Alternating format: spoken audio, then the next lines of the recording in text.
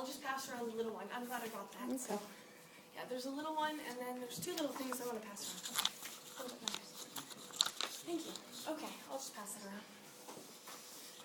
Hi, my name is Emily Michaelo, and I have a question for the class. How many of you in here like honey? Hunting? Honey. Honey like bees. Honey? Oh. Very My nice. tea. Cool. Lovely. Just so you know, the bee population is dying off.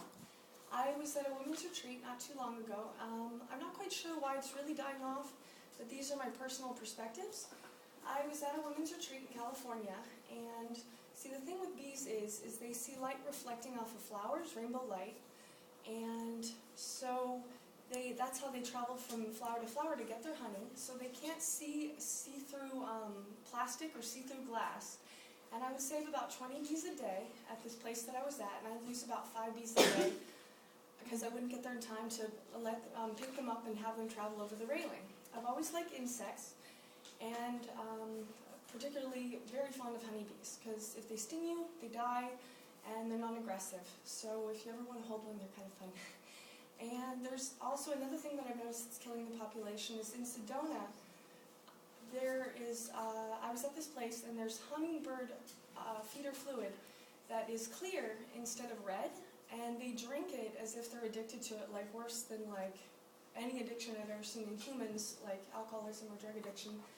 They drink it until they suffocate and they die. I was not able to save any of them from the hummingbird feeder fluid. They'll just keep drinking it, and then they're all stuck in the hummingbird feeder. It's really disgusting, and it's really sad.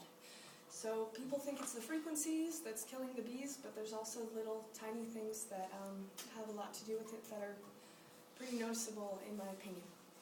Alright. Oh, and I had an incident also. It was really neat. I was trying to save one time, and I realized that it was probably going to die, and all of a sudden it fluttered in the air and then stung itself with its own stinger, and then died in my hands. So that was kind of interesting. It reminded me of like a samurai warrior. If they're not chivalrous, they stick themselves with their own knife. I don't know, just an interesting thing that happened to me. I was born on May 15th, 1984. I was 2 months early, less than 3 pounds, and I had no blockage in between my brain. So if water had gone into my ears, I would have instantly died. So I had special earplugs until I was 9 months old. I had apnea for a year, so I would stop breathing when I slept. So an alarm would go off, and people would have to shake me to get me to start breathing again. So it's interesting that I'm the height that I am, because I was severely premature, and I was a miracle birth. My birth mother was very poor, so she gave me to, she got to pick between 5 wealthy families and gave me to my family. I have a Japanese mother. She's full blood. I'm adopted by a Japanese woman. And I always wanted to be her. She always wanted to be Haole, which is, she's from Hawaii, so Haole is what they call people in Hawaii. It means ghosts. So I always wanted to be Japanese like my mom. She always wanted to be like me, so it's kind of cute. And my sister didn't do well in school, so they put me into Christian school. And I've always had a figure of my belief in God as like a man. And then when I was 22, I found my temple, which welcomes Judaism, Islam, Christianity, and Hinduism, pretty much all the isms. And it was there that Paramahansa Yogananda, the gentleman who started my church, he's a saint from India, and he started my church in the 1920s and died in 1954 and worked many miracles in the 1920s here in this state, here in this country. And he introduced me to the feminine aspect of God, not God as a woman, but to Divine Mother.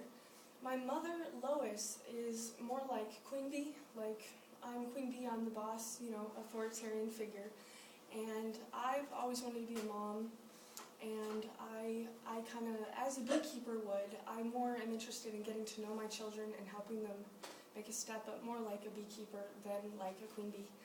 So luckily, since 22, I'm 27 now, I've understood the feminine aspect of God, which is more loving and gentle God, which is more my fit, and I'm really involved in my temple.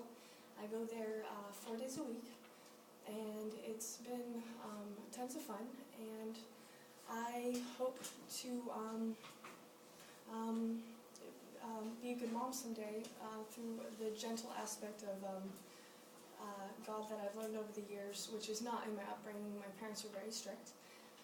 And I have cats. That's an interesting thing about me, is I always feel complete with a cat. I've been single for 6.5 years. Don't mind it. As long as I have a pet cat.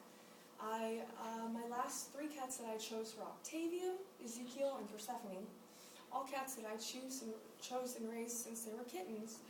And they're very impressive cats. And sadly, over the years, due to coyotes, and then one was put down, I've lost those cats. And my mother didn't like my cats because they pee around the house. So one day, though, we were at a shelter, and my sister said, "Hey, Emily, if you get a cat again, you should get one like this." And she really liked this cat. It was a year and 3 months old. Her name is Emma. And my mom actually liked her, too. And it wouldn't have been a cat that I would have chosen, but I'm like, well, can we play with her? Because my mom was really adverse to getting a cat again because of what the cat was peeing around the house. She was really upset about it because they continued to throughout my whole life. Well, we looked at the cat, and I called the cat. It came to me, so I was like, oh, you know what?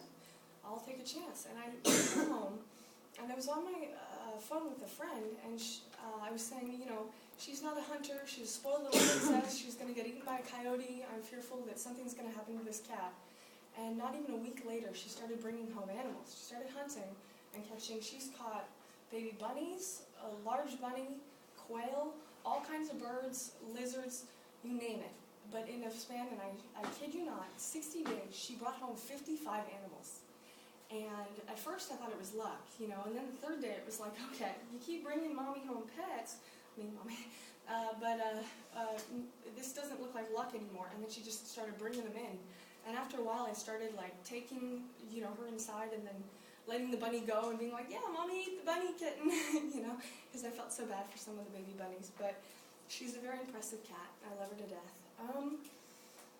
So yes, in these hard economic times, I want to be a mother of 3, and unfortunately, looking at the economy, I decided to come back to school because realistically, expecting my future husband to be a provider of 3 children solely on him does not look like it's, I want to make sure that I can help out my husband when I do have one day, and so I am back in school, and I hope to get a degree in nonprofit management so that one day I can open my own nonprofit called En My Halo. Those are my initials, in Spanish, In My Halo. In My Halo, I want it to be In My Halo House, which is basically when CPS, Child Protective Services, takes someone's children.